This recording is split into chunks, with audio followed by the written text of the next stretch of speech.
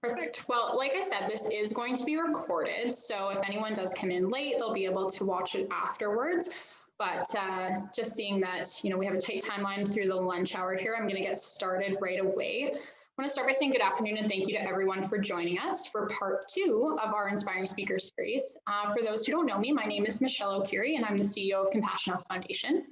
And I'd like to start by acknowledging that we are on Treaty 6 territory, the traditional meeting grounds and home for many Indigenous peoples, including the Cree, the Saulteaux, the Blackfoot, the Métis, and the Nakota Sioux peoples.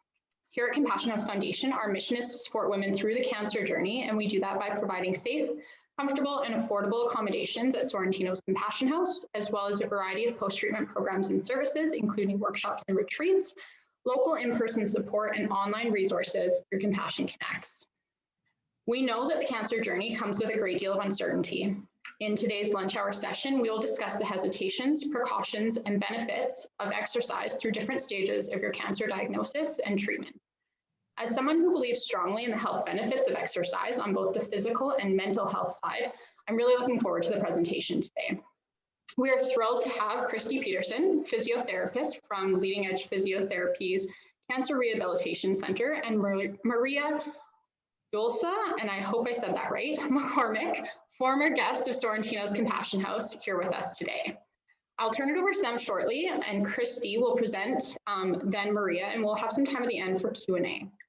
Before we start, I would like to acknowledge that this event would not be possible without our sponsor, CPA Alberta. CPA Alberta has been a longtime supporter of the foundation, including sponsoring Fashion with Compassion, and then recently came on as the sponsor for this event and has stayed with us as we pivoted to virtual. So I want to say thank you to CPA. Now, without further ado, I'd like to turn it over to Christy. Thank you so much, Michelle and Maria. I'm very happy to be here with you guys today. As she said, I work at Leading Edge Physiotherapy and Cancer Rehabilitation Clinic. And so this is an area I'm really passionate about and have a lot of information to share with you guys. So let's get started. Let's see if I can get this slideshow going. Uh-oh. Here we go. Sorry.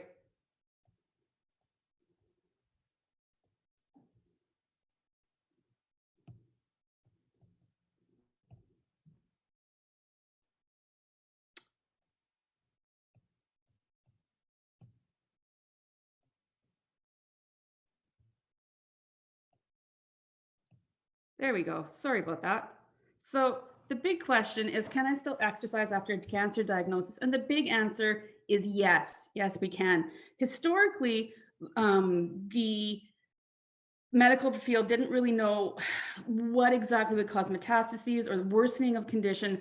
And so it was generally like lots of rest, let's just take it easy.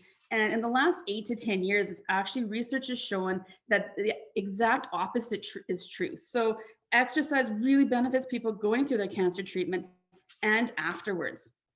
So we're going to just really look at the timeline, post-surgery, chemotherapy, radiation, and then after cancer treatment is finished. And the first part of that is your post-surgery. This is that timeline 6 to 8 weeks afterwards. Normal healing time of tissues is in that 6 to 8 week period. And so when we want to start looking at exercise in this time frame, we're working on just getting that range of motion back. As everything is healing, as the drains come out and the bruising is coming down, we want to just start working on the getting our motion back in our shoulder and our trunk, and start getting back to activities of daily living. So start reaching for the cup on the top of the shelf, or resting your hand on the table and sliding it forward and back, and just starting to get that mobility back. Can you do things like rolling over in bed and getting up independently? And as the healing continues, start getting back into just the walks or light bike rides, or just the tasks that you were doing before surgery. Then soon after that, your post-surgery time frame, we've got chemotherapy or radiation is going to be happening, or a combination of those. So what are some things that we want to be paying attention to during chemotherapy? And some of these side effects that can happen that can affect exercise is some chemotherapy drugs can cause a cardiovascular side effect. So it's not your heart and the pumping is a little less efficient than what it was before the chemotherapy. This leads to some fatigue.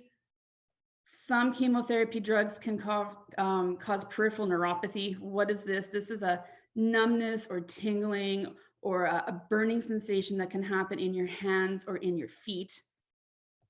And this can lead to some balance disturbances. So if you have that altered sensation in the feet, it's going to be very difficult to feel where you are in space. And so you have a little bit more of a fall risk.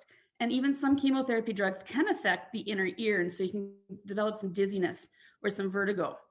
Radiation things we need to be watching out for are skin changes, the redness, the chafing, and potentially skin breakdown. This can start in the first 2 to 4 weeks of radiation and then can continue on for a couple weeks after your radiation treatment is done.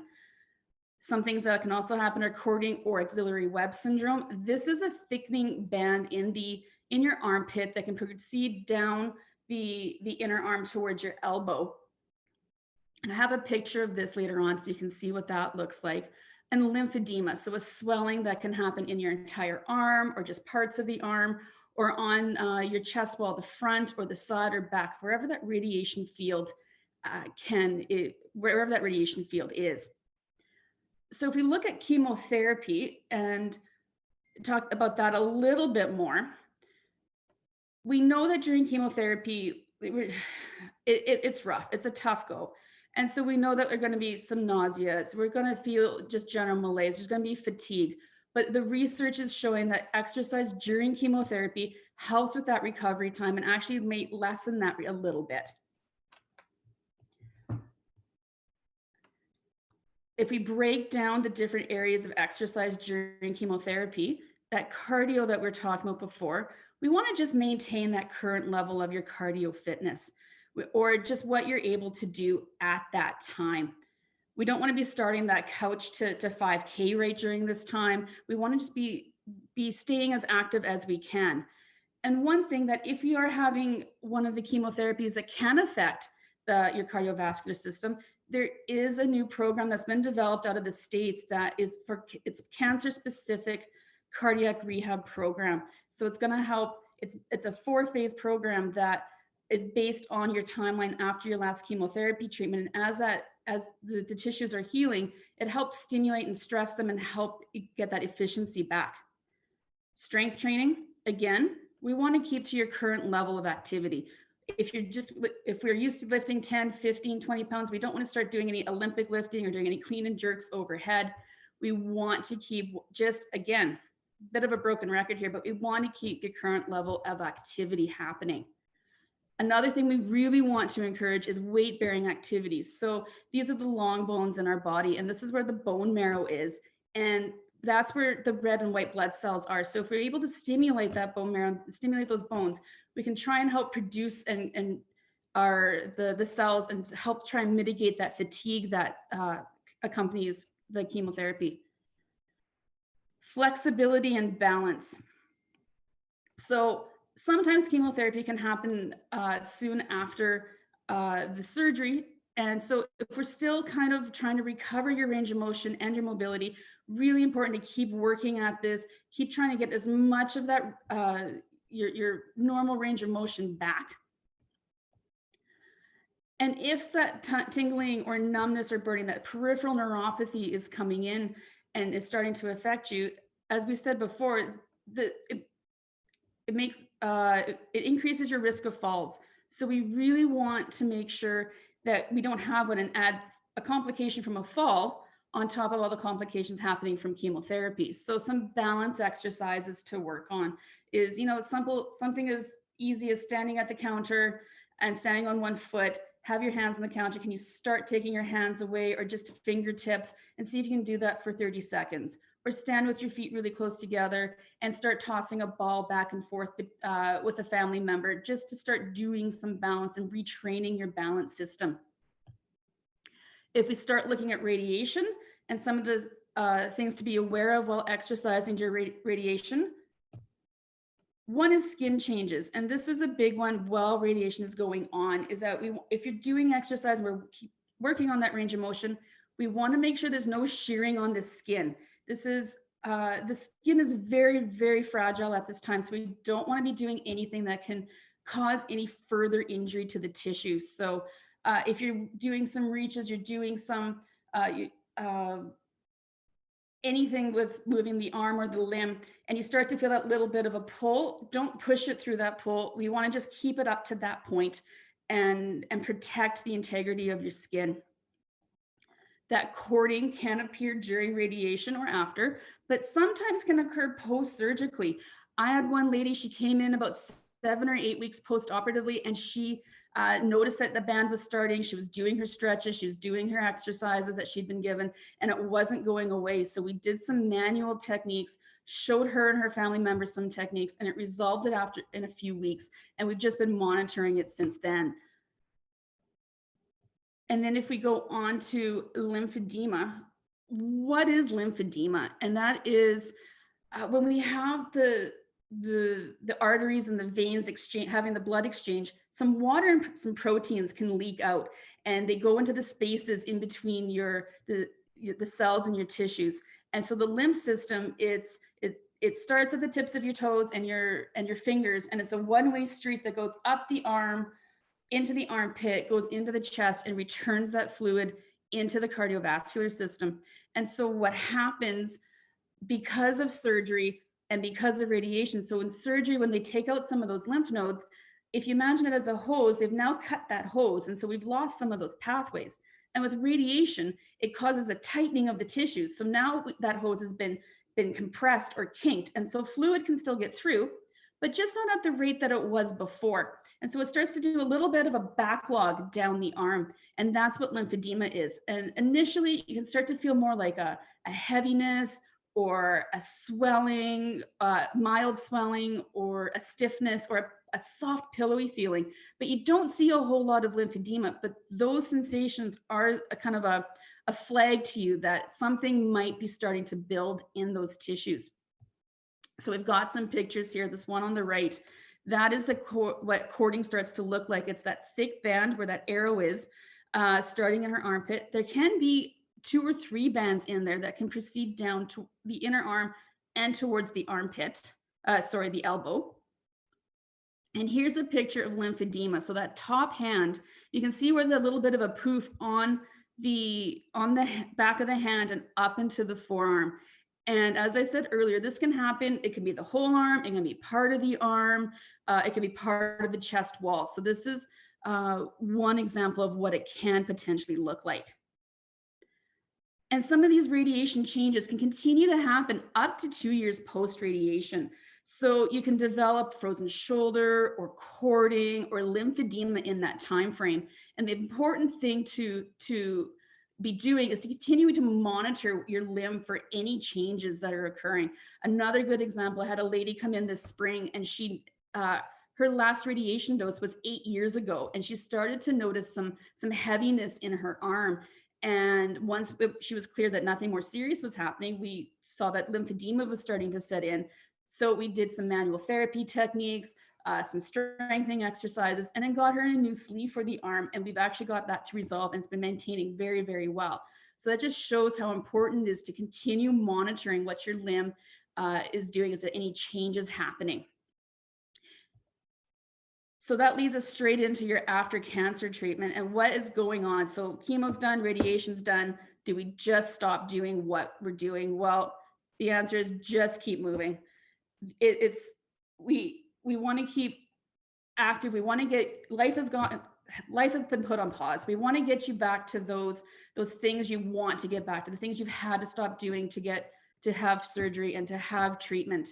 And so continue to be active, finding an activity you like to do, joining a group, doing an online challenge. If you are doing, say, one of those cardiac rehab programs, continuing to progress through the phases of that, and then getting back to life.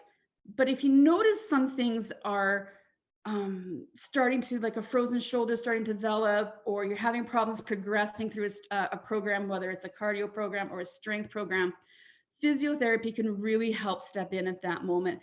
And what are the steps that we can do? Well, the first is contacting a knowledgeable therapist, finding somebody who has some experience treating in cancer rehabilitation, or a clinic that's set up some programs like we've got at Leading Edge to help you out. And we can do this in person. And I know some of you are watching this remotely, so we can do this virtually now. So one of the best things that's come out of COVID is being able to do something like this and being able to do these visits from a distance. We can make programs, whether it be a cardiac program, a strengthening program, monitoring progress, so just checking in every few weeks to keep everybody accountable and being able to progress things or help catch something that might be developing. And if something is starting, like a frozen shoulder or that cording, teaching you or some family members some techniques that might help resolve the issue. But also, if we notice that it's continuing on, well, then sometimes catching it right away and getting some early intervention and hands-on treatment and getting you into somebody to do that hands-on treatment is going to be really, really beneficial. A couple resources, there's the ACE program, the Alberta Cancer Exercise Program, that's out there virtually. It's a 12-week program that's got a beginner's, intermediate, and advanced stage. It's excellent. It's got lots of different exercises in there. We've had some people come in and they're going, this is too easy. So simple, we modify them, make things more difficult. We've had some people come in that they're having some problems transitioning from, say, some of the beginner exercises to the intermediate exercises. And so we just need to do a little bit of a bridge or modify things or take out some exercises and replace them with something else that's a little bit easier for them to do and they're able to succeed at. Wellspring Edmonton is a nonprofit organization here in Edmonton that has some programs as well. Currently, they are running some yoga programs. I did notice at the beginning of lockdown and the pandemic is they had some strength programs in there. So they're obviously changing things and moving things through. So something to keep an eye on, as well as some of those online challenges. There's challenges out there where you can put in, you can track what you're doing and you can, there's a goal, whether it's you're hiking the Great Wall of China or something like that, but something that helps you achieve and really makes you want to get, be able to prove that you've been able to walk and return to that activity and walk those distances again or run those distances again. And on that note, thank you very much. I know that was a lot of information right off the top. You can always contact me at leadingedgephysio.com or my email is christy@leadingedgephysio.com. I am more than happy to answer any questions today or any that come up later.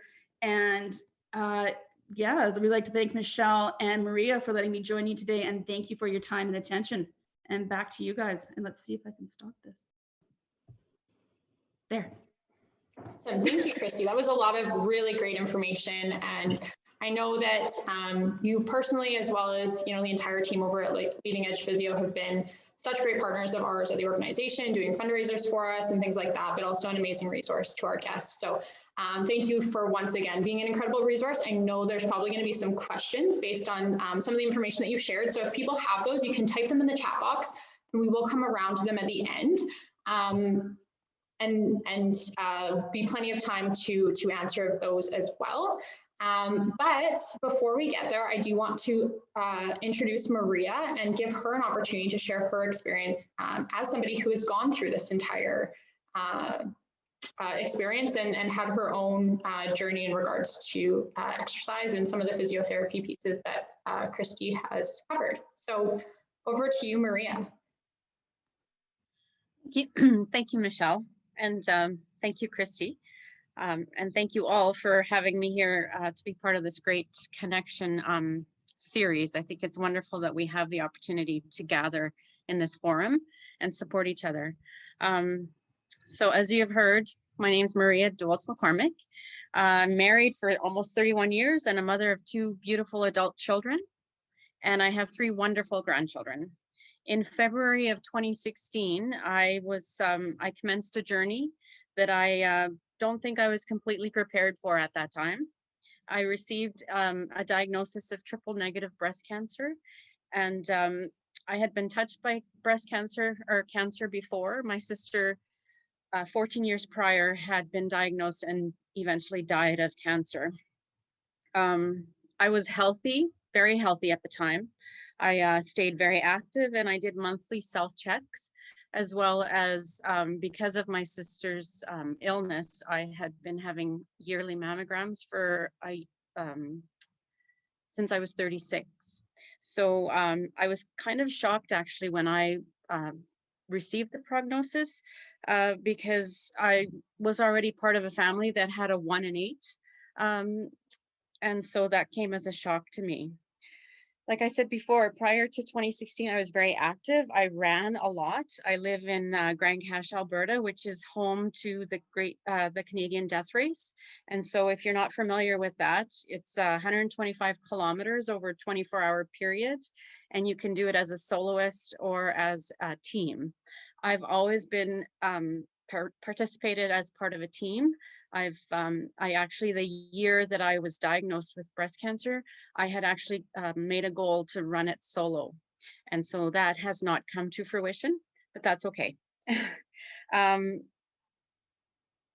It was common for me to actually run quite a bit. Probably when I was training for the race, I would run 20 to 50 kilometers a week. So after the cancer diagnosis, I had surgery, chemotherapy, and radiation treatment. And as I've navigated through each of those phases of the treatment, I found that running long distance just became harder and harder. And it really knocked me down, especially noticed I was able to do it somewhat after surgery once I recovered physically. But once I started chemotherapy, it just became harder and harder. I do recall after the first round of chemo thinking, hey, this is a piece of cake. It's a cakewalk. I feel great. I can still run. But I noticed progressively after each round of chemotherapy, I couldn't run. That's just how my body was feeling. And but I did manage to walk daily. Just to put it into perspective, I went from running 20 to 50 kilometers a week to getting around my neighborhood, which is like normally a 15-minute walk. It was taking me, when I was finished when I finished chemotherapy, it was almost an hour for me to get around. So it knocked me on my butt a little bit. Then after chemotherapy, I had radiation at the Cross Cancer Institute, and I had the opportunity to stay at the Compassion House, and I was surrounded by many wonderful supports, resources, and professionals that assisted me to start gradually increasing my physical activity level again.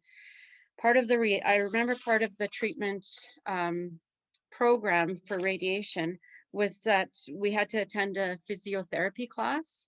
And in that class, we were taught stretches and exercises to help us throughout the radiation treatment. And I was very faithful to that, those exercises.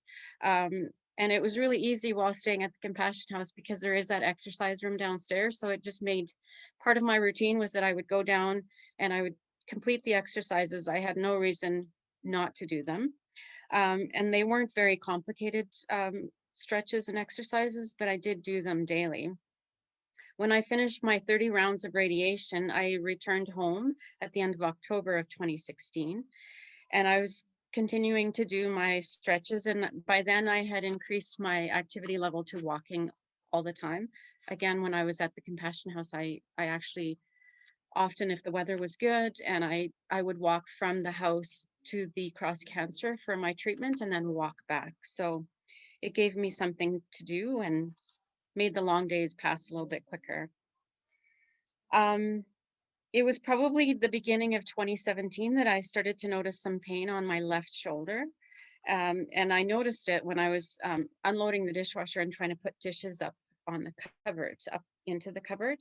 And it got progressively harder to put my my arm above shoulder level.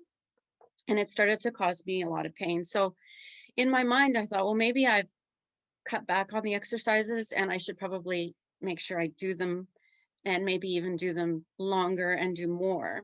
But that didn't help. So I eventually made an appointment with my doctor, and she referred me to physiotherapy. And I actually ended up with what Christy had mentioned earlier. I had a frozen shoulder, so I couldn't do my hair. It wasn't as long as it is now, but I couldn't, dry my hair or do anything in the back. I couldn't lift my shoulder above or my arm above shoulder level. So, sorry. After, then I started to think, well, maybe I was doing something wrong. I was doing the exercises wrong, but it was just something that, you know, radiation and chemotherapy, they're tough cure or tough medicines for a tough disease, and there's going to be more side effects than, you know, what we hear of often, the nausea, the fatigue. And sometimes it can lead, with the radiation and all that, for me, it led to a frozen shoulder. So I attended the physiotherapy for, I think it was twice a week for 2 to 6 weeks, and they worked their magic. They helped me to, through the therapy, to be able to regain my strength. And I did learn that I wasn't doing anything wrong, aside from maybe, you know, trying to do more exercises to fix the problem before I went to physio, but I wasn't doing things wrong. It's just something that happened. They got me back to where I could, you know, lift. I can do, my range of motion is good. I can lift my arm. I can do my own hair now. I don't have to ask my daughters to help me anymore. And yeah, I can unload a dishwasher and put the dishes back in the cupboards. So yeah, again, just reinforcing, like, the treatment that we sometimes choose to fight the cancer, it's a tough treatment, and it makes sense that there can be various other reactions and side effects to our bodies. But by keeping my medical team advised, I was directed to physiotherapy to get me back to where I can now do everything that I could do before cancer, before treatment. And it's easy to reflect back on ourselves and say, oh, I'm doing something wrong, but that's not always the case. Although I'm not back to running, I haven't run as much as I used to run, but I do walk daily. And so in the advent of COVID and everything that our lives have been affected by COVID, I was hoping to travel somewhere this year to celebrate 5 years being cancer-free, and that's not going to happen. So I decided that for every day that I was preoccupied with cancer, preoccupied with healing from cancer, and you know, getting back to a normal active lifestyle, that I would challenge myself to walk every day. And I did this crazy math equation. I multiplied 5 years, because I'm celebrating the 5th year, by the number of days that it took me from the day I was diagnosed to the day I finished and was back to normal life. And I came up with 2,820 kilometers that I'm going to walk this year. So that might be a very lofty goal, but I've challenged myself to walk every day. And so I've been walking on average 5 to 8 kilometers a day. And it's helped me to get through, you know, just clear your mind, think about something other than COVID, and celebrate the fact that, yes, I am back to an active, healthy lifestyle through the help of my medical team and the physiotherapist that got me back to full range of motion. Thank you. That's my story. Thank you, Maria. I think that's awesome. And I think kind of touched on quite a few things that Christy talked about, and just those reactions that your body is going to have to treatment, and the fact that some of those things might not, come up for a while. It might be a little bit down the road when you're not expecting it. But love that you have that challenge in place. That's a lot of walking, but the nice thing about, despite all of the other challenges right now, you can always get outside and enjoy that fresh air. So I love that. Thank you. We have one question in the chat box right now, and I'm not sure if we covered a lot of it actually between the two of you already, but Ron asks, Christy, can you explain the symptoms of a frozen shoulder and some ideas on how to deal with it? Thank you for the great talk. All right, excellent. So Maria did discuss a lot of this. It is that the tightening that's coming up, so having problems reaching, it's that rotation. So it's being difficult, like being able to tuck your shirt in behind your back or wash your hair or do things like that. And it's just a slow progression that can happen over several months. So you might not notice it right away, but it can suddenly, it's those little things that you start to pick up, and it just continues to go on. So the key with this is continuing with the stretching program, not forcing really hard, but also getting in and getting some, this is one that you're getting some hands-on treatment, because we have to get into the tissues around that armpit and start loosening them up so that we can get that mobility. The joint itself can start to be able to move in its socket again. So that's the big thing that we want to be working for with the frozen shoulder. And then as the mobility is coming back, then start doing the strengthening and start doing, getting back to those tasks that were so difficult before. Yeah. Awesome, thanks for that. Well, if anyone has other questions, you can type them in the chat box. We'll give you a couple of seconds just to think about those. In the meantime, Maria, do you ever pretend that your shoulder's not working as well anymore, not to have to do the dishwasher, or? I don't think I can at this point. Maybe at the beginning I did. One of my least favorite activities around the house. So, but I find getting my husband to do it as a challenge. Yeah. I was ever so glad though when I could finally do the dishes and reach over into the cupboard. Even something as mundane as doing the dishes, it was a celebration when I could finally do it. Yeah, I think sometimes you take those things for granted, and then when it's taken away, you know, that ability to be able-bodied to do those simple tasks for yourself, they should be celebrated, right? Not everybody does get that back. So I'm really glad that you've had such a complete recovery. Ooh, someone's put something in the Q&A. Do you have tips around motivation? For example, getting motivated to exercise. Sometimes it's hard when you're so tired. Either of you? Go ahead, Marie, if you got some tips right now. I can just relate to like what I experienced personally. And so it was very defeating to go from to running actively and over long distances without much effort to then having, you know, chemotherapy and I could barely walk around the neighborhood without, you know, having to stop and catch my breath.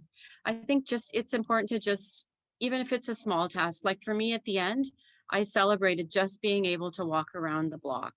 And that was every day. I had to get out and do a walk, whether it was 10 minutes or 40 minutes. And whether I got, you know, halfway around the block or all the way around the block, I made that commitment to myself to just get out and do something. Sometimes just finding someone to do that challenge with, to, you know, sometimes it's very easy to say, oh, I don't feel like it, I don't want to go. And if you have someone with you that can just say, well, let's go for our walk and let's get out for some fresh air. That's just how I was able to keep myself going, but yeah, I'm sure there's others. Yeah, that's a big thing that we suggest, is breaking it down into small goals and something that's very achievable. So yeah, we can have our long-term goal, but break it down into the pieces so that you do get those successes and you don't feel so defeated if you can't get to a bigger one. Joining a group, making somebody to make you accountable for doing things, whether it's an online group or meeting up with somebody and going for the walks like you were doing, Maria. And there's a lot of online challenges that have happened. So something that it kind of pops up on your phone and you have to enter the distances you did that day, or the activities or tasks that you kind of set for yourself. And it shows you trying to achieve something. There's some out there that, you know, you can walk the Cabot Trail and then you can put in your distances and it shows how far you're going, and it'll send you pictures and postcards along the way. So that works for you. But the key is finding and breaking it down into those small tasks so that it is something that's achievable and gives you that success. Awesome, thanks for that. Another one, is there any risk involved with pushing through that fatigue during treatment to kind of, you know, continue exercising the way that you did before? Is there risks associated with that with your treatment? So the big thing is that you don't want to push too hard through that fatigue. You want to just kind of come up to it, because what we're finding is we push it through, then we actually get even a little bit more fatigued, and then you got a lot more recovery time that needs to happen. So what we're wanting to do during treatment and as we're recovering from chemo is just coming up to that level of where that ceiling is of your fatigue. And as you start, as you're recovering and as you're getting coming through it, we can start to bump it a little bit and raise that ceiling up a little bit more and start pushing that what you're able to do a little bit further. But yeah, it's really important. You got to listen to your body, and each day the body might be telling you something a little bit different. So keeping that in mind. Awesome. Thank you, Christy. I have one more. Someone asked about lymphedema in the feet. What would you recommend for that? So lymphedema in the feet, if it's coming from, again, the surgery and radiation, you're looking at able to get some manual lymph drainage. So it's a type of massage that you can get to help bring that fluid up into the past where that the point is, that break point that happened in the system, but also getting some type of compression stocking that's fitted for you and it's got the right amount of compression on there. Because we're standing, we've got gravity that tends to want to pull that fluid down towards our feet. So we're battling that as well as the break in the system. Awesome, thank you. And I know we had a couple of individuals from kind of the fitness community professionals who work with clients who maybe have gone through cancer treatment or going through it or kind of a little ways down the road. Is there any advice that you would have for them, Christy, in working with women who are kind of on their cancer journey as they're working with those clients? Definitely. The big things that while we're working with people going through that journey or just afterwards is being very cognizant of that fatigue level. Okay, so not pushing too hard and just, again, coming up to that ceiling of fatigue and trying to improve that. A really big thing is range of motion, form, making sure, because after surgery, after that pain, after the radiation, we tend to want to curl in that shoulder, that trunk. And it's really important that we're really opening, making sure we've got good posture. We got that mobility, not just of the arm, but of the trunk as well. That's really, it's a crucial part of, just A, feeling better, and B, getting some of that, able to get back to all of those tasks. And those are the big ones, is progressing at that little bit of a slower rate, paying attention to what is happening, and being, again, aware of monitoring those signs. That is that frozen shoulder developing, is there lymphedema, that you might not see the swelling, but that heaviness or that stiffness is starting to come in, and those are warning signs that lymphedema it might be starting to set in. Awesome, thanks for that. Another question from Joanne. Should one wear the right pressure socks with lymphedema or have the neuropathy in the feet? Lymphedema and have neuropathy in the feet. Sorry, should one wear the right pressure socks with, I think, lymphedema or lipedema and have neuropathy in the feet? So this is where things get a little bit difficult for people who have neuropathy in the feet. Is sometimes some of the compression is irritating to the neuropathy. So it's a little bit of trying the different levels of compression. My best suggestion here is finding a very good garment fitter or somebody who does a lot of the compression fitting, so we can try and find the right amount for you that's not going to irritate the peripheral neuropathy. Awesome. Thanks again, Christy. I think that's all the questions that we have, and I'm very conscious of everyone's time. I know that this is everybody's lunch hour, and so appreciate both of you guys taking part today. Christy sharing your knowledge, Maria sharing your experience. I think really fabulous information for everybody. This is only our second one of these, and so we really appreciate all the support that we've got and your willingness to be a part of it. This again is recorded, so it will be available after the fact on our website. And I do also want to note that we have 3 free weekend workshops coming up in February. They'll be focused on moving forward emotionally after cancer, and they'll be facilitated by Shift Psychology. They're 2 hours and delivered virtually in a similar space to this.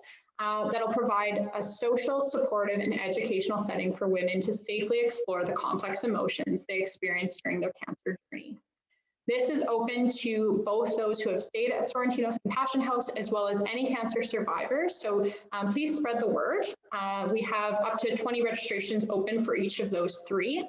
And check out our website for more details. Again, it's compassionhouse.org.